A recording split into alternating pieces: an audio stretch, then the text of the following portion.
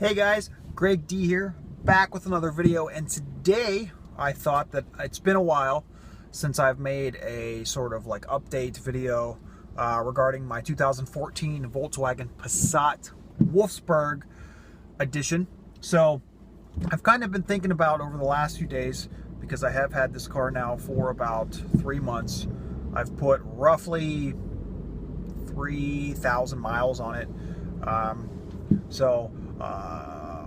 At this point, like I said, I think that I've had the car long enough that I can sort of give an update, give like an owner's review as far as the car is concerned. First off, I should mention that I still absolutely love the car. To me, it is a bigger, a little less powered, but more practical version of something like a Jetta GLI or a Golf GTI. Now, I did own a Golf GTI. I had a Mark 6. It was a 2011. I had the two-door. I had most of the options on it, but I had to get rid of it because of the impending family, the birth of my son. So I needed something with 4 doors.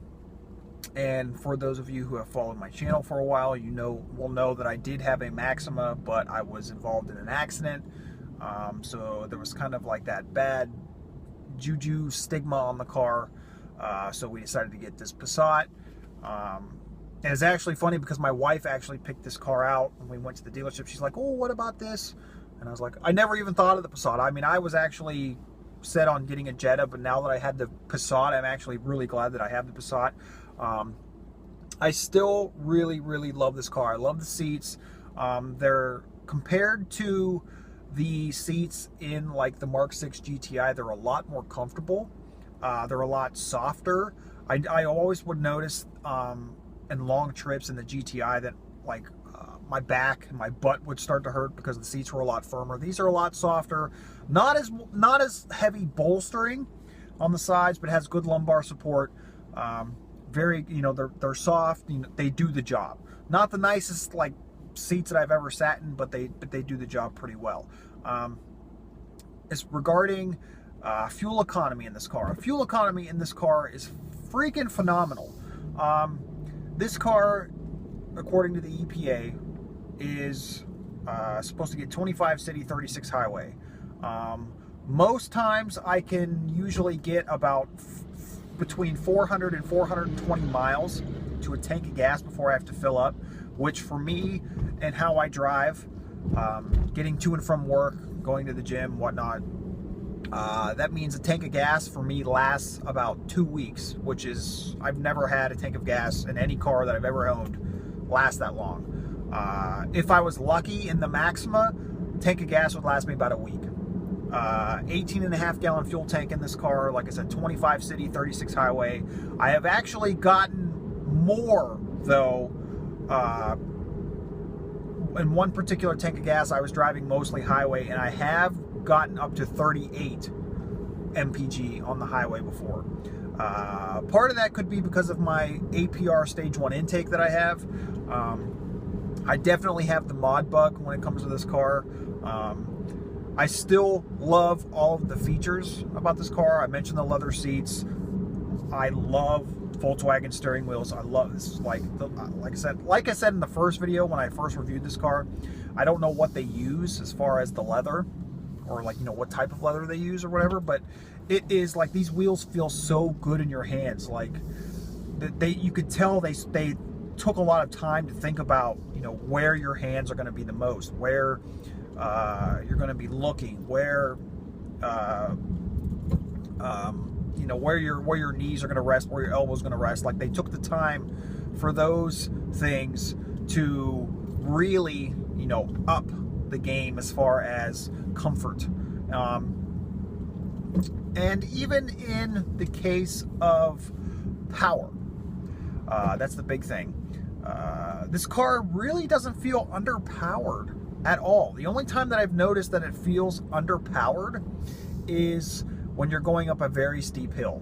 But more often than not, that can be solved by putting the car into sport mode or manual mode, which, by the way, This Tiptronic transmission acts just like the DSG.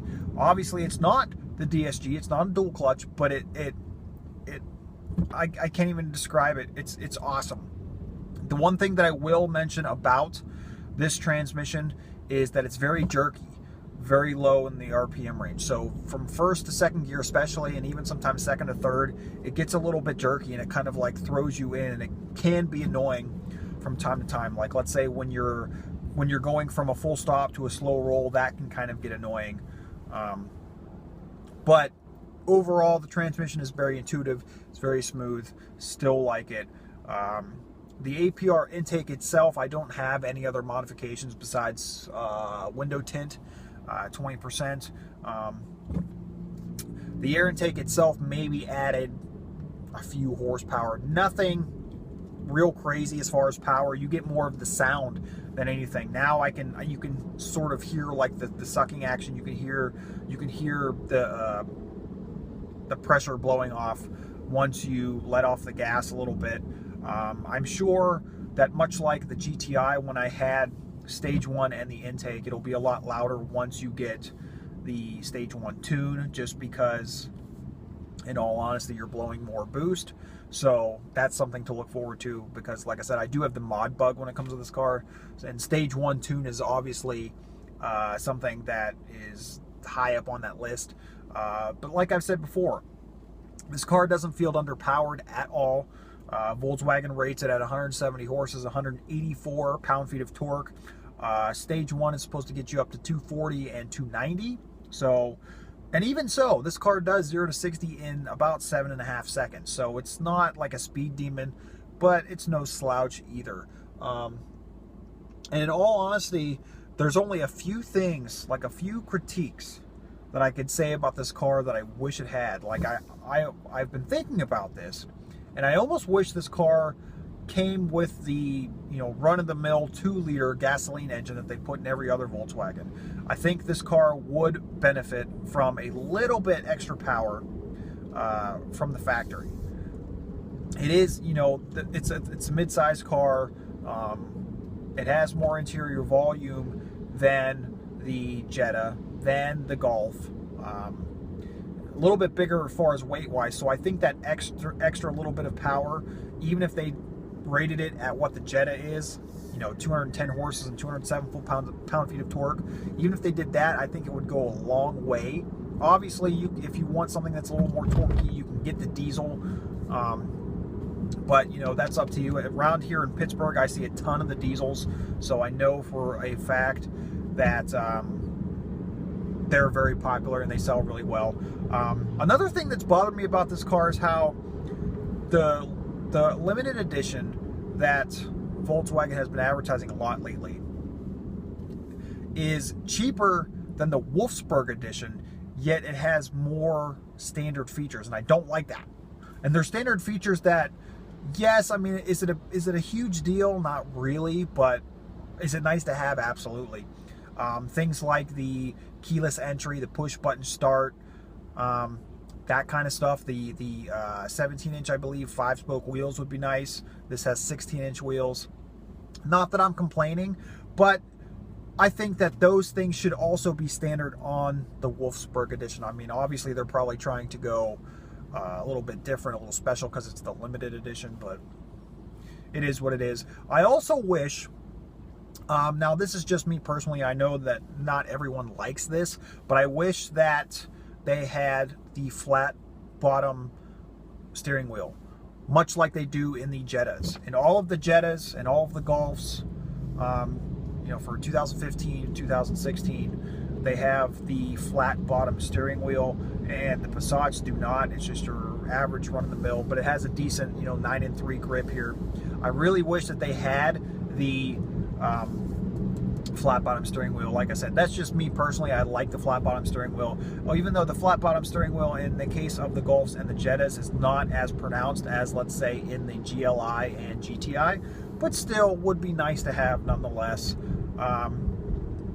Another thing that I almost wish that this thing would have, that I kind of miss from my Mark 6 GTI, is paddle shifters. Now, not everyone is going to use those. Not everyone buys the Passat to actually modify it like I am. I'm probably just, you know, the odd, you know, the odd man out or something. And, you know, it's, you know, I guess it's not, you know, it's one of those things again where it's not a huge deal, but I just kind of wish that they had paddle shifters, because it makes the car more engaging to drive, more fun to drive, and that's important to me. So I mean, yes, you can have this be a family car, and there is a decent aftermarket for it. Like I said, you can get tunes for it. They do make suspension mods for it, like springs and sway bars and whatnot. They do make exhausts, they do make intakes. So if you want, you know, a little bit extra, you know, drama, excitement from your family sedan, then you can obviously do that, and that's kind of what I'm looking for here, because this car does have to last me a while, and I plan on taking full care of it. But like I said, it's nice to have those extra things, especially if you're in the car a lot like I am. It's nice to have, you know, a little bit extra power, a little more fun in the car, a few of those extra creature comforts like paddle shifters or keyless entry or push button ignition, things of that nature. But overall, I probably would rate this car a solid 8 out of 10. Really enjoy driving it. Like I said, there's only those few little things that I wish were different. They probably will never change.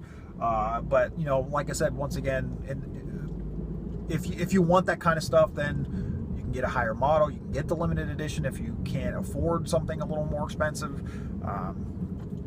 But for the Wolfsburg, I wish that they had that kind of stuff. So with that, guys, I want to thank you so much for watching. If you would like to see more videos on my Passat and the journey that I'm going to take this car through as far as modifying it, making it a more fun family car, please subscribe now. Please hit that thumbs up button. Thank you always for all of your support, and until next time, see you guys soon.